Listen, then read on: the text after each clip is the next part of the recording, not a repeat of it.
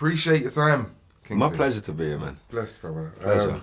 Speaking with Ziggy about how you executed this role, he was really, really pleased to land you as the lead.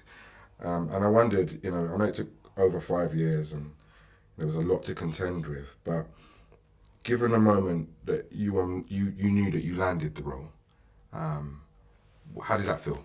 And when you knew what was in front of you, how did that feel? Yeah, a lot of work to do, I guess the surreal moment was when I got the call saying the family's seen the tape and they need you to fly over because they want to talk to you. Wow. That was the moment where I went, oof, what? But then after that, as soon as I touched down with Ziggy, his work, he needed to get to know me. I need to understand what their intention was. We need to come to some kind of agreement. And the agreement from the beginning with Ziggy and the family, and the head of Paramount and myself was the way Bob talks. That's how we're going to do it, We have to try our best to make sure the authenticity of that is not tampered with. So once I knew that we were all on that page, it really just became about the work and how much time do we have and what can I realistically do in this time to try and represent this properly, So it was really just getting down to the work, If anything, like now it feels a little bit more surreal because I'm going, wow, what have we done?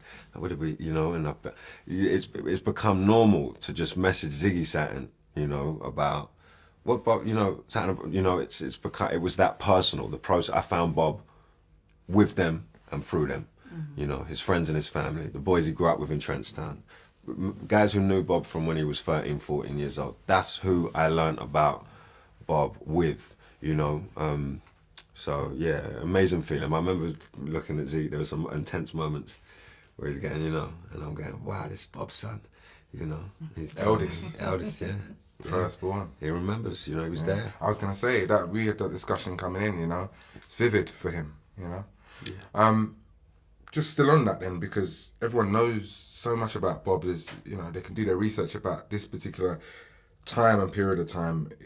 But you delivered a side of the icon that no one got to see. And I think that was the thing that struck me watching the movie. We all know Bob in front of the cameras, but it's behind the cameras when no one was there, just the family and friends that you've alluded to. That's the bit you seem to deliver so well. The vulnerability and the sensitivity and the struggles that he's going through. When you listen to Bob, Sadella sent me all these interviews that only the family have got. So it was hours and hours of Bob talking over the years. And one thing that kept coming up was it was talking about struggle, and suffering, It kept coming up, So I wanted to check Bob in that sense as well. Like, what were his struggles and what was his suffering? And then really start asking people, and I needed to make sure that everyone in Jamaica trusted me first because they're not trying to give too much away about, the man that they love. And so it was a back and forth, and I had to share a lot about myself and a lot about my struggles and my things that I've been through, and so they felt like I'm trying to do something real with this.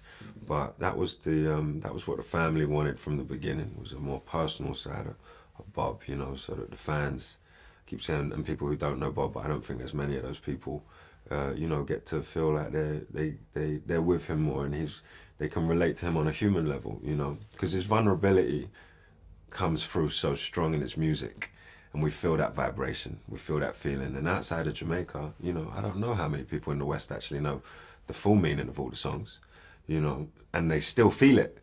So what Bob's creating musically is, he was so ahead of his time in so many ways, like in his dedication to the craft and his commitment to, the mission that he was on. Bob worked. I think that's what I loved as well. My understanding that this, the Western image and, all the posters of Bob in the university campuses and all of that. It's like, this guy had a work ethic and a commitment that I've never come across. He was up 4:35 in the morning, running, back, football, back, rehearsing, back, studio till 3. These guys didn't sleep, and they didn't have therapists to go and talk to, every Thursday. They found their safety in football and music and religion and friendship and community and eating together. And so it was about understanding all of that and learning all of that, and, so. Was there anything new that you learnt about Bob Marley while making this film? After, someone told me that he supported Tottenham. And I was like, I don't know how I've made a film about Bob Marley and I didn't know that he supported Tottenham, but I don't know if it's true. I don't think anyone wanted to tell me. Makes sense though.